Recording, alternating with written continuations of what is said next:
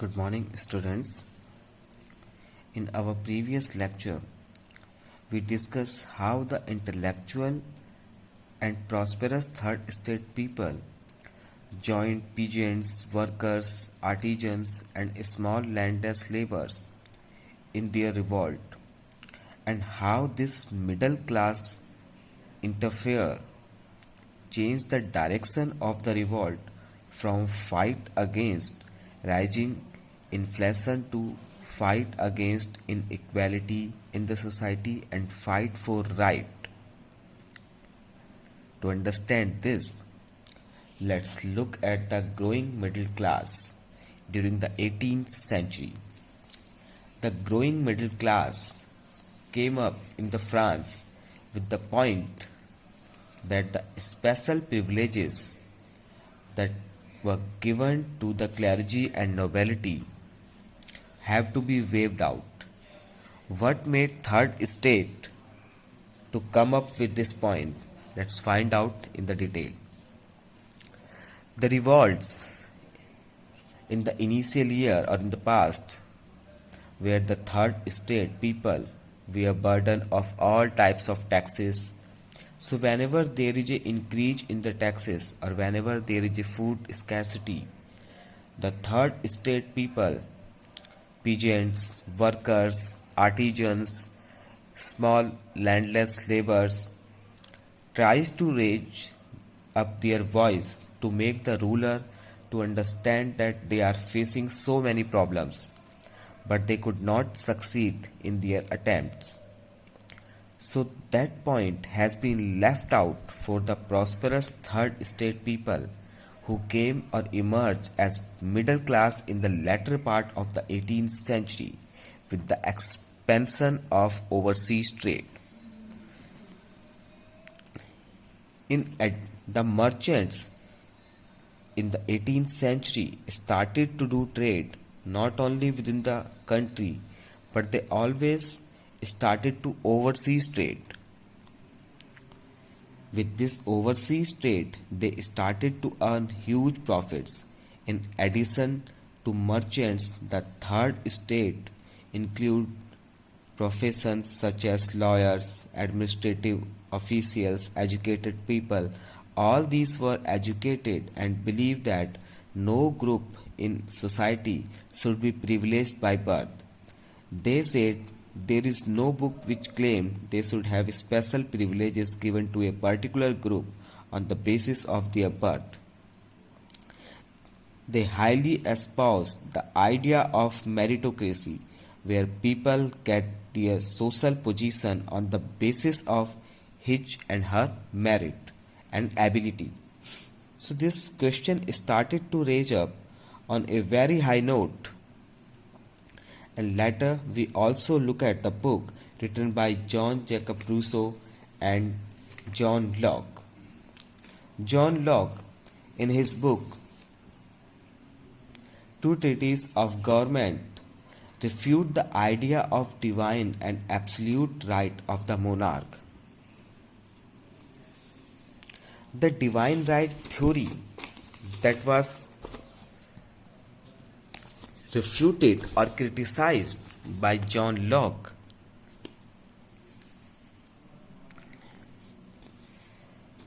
was prevalent in the France at that point of time in 18th century. So what was the divine right theory? The divine rights is a political and religious doctrine of royal and political legitimacy. It asserts that a monarch is subject to no earthly authority. Rather, he derived his right to rule directly from the will of God.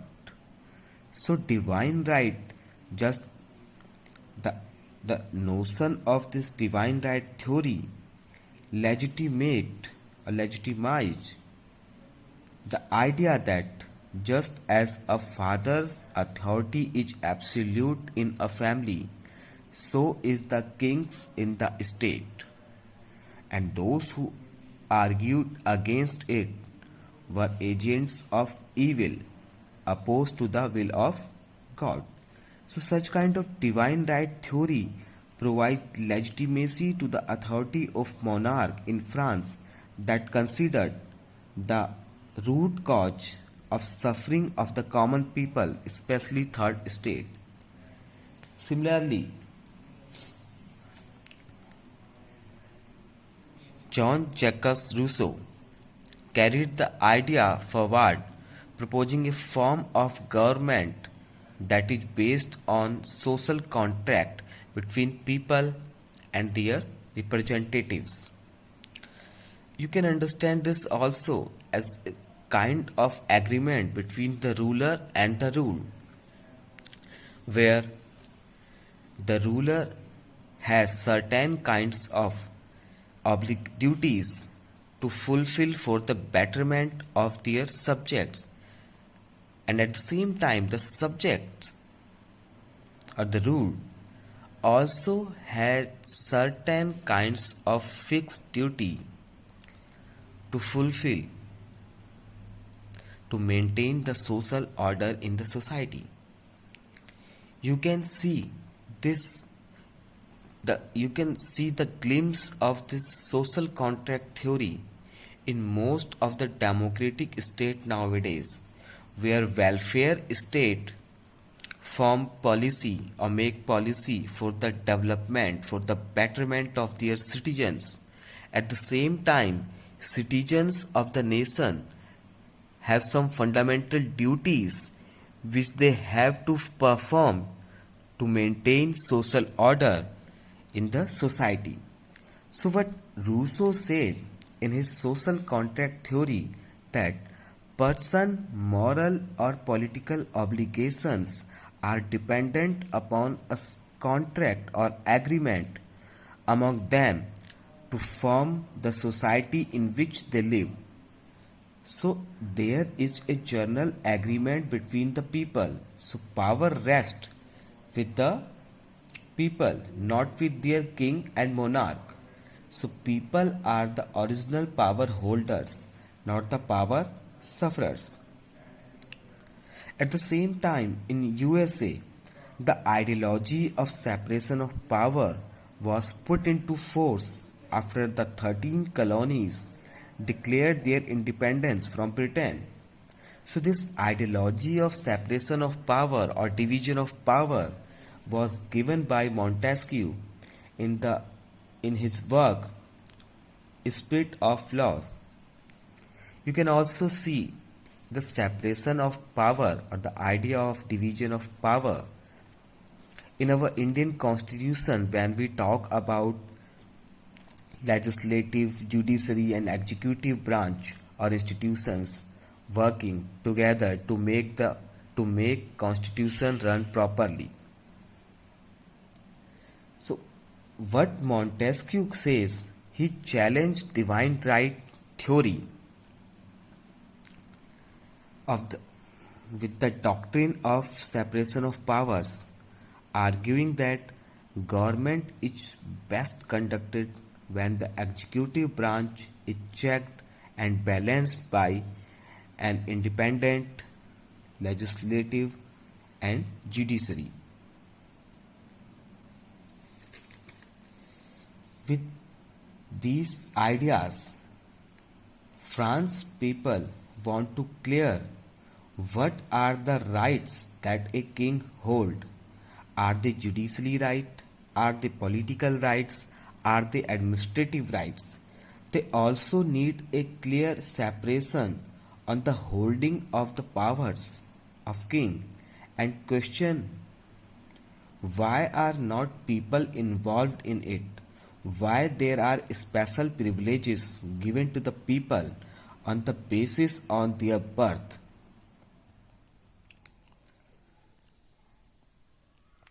The ideas of these philosophers were discussed intensively in saloons and coffee houses and spread among people through books and newspaper.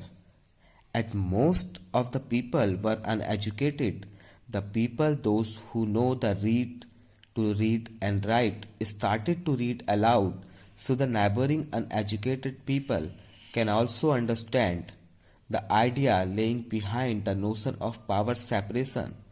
All this made France aware, and this is a situation when people started to discussion a person's social position must depend on his merit. So idea of these philosophers brought revolutionary change in the mindset of the people of the France, and prosperous people of third state started to question what is the difference between clergy, nobles and third state, why there is a differences, and why there is a only third state are forced to pay all the taxes. Such kind of questions raised by third state reflect the understanding of the people in France started to increase. This was the time when people were suffering with many economic problems and situations further made worse a situation further made worse by Louis XVI when he came to an idea that was to impose further taxes to meet the extravagant expenses of the state, generated anger and protest among third state people against the system of privileges, and the outbreak of the revolution took place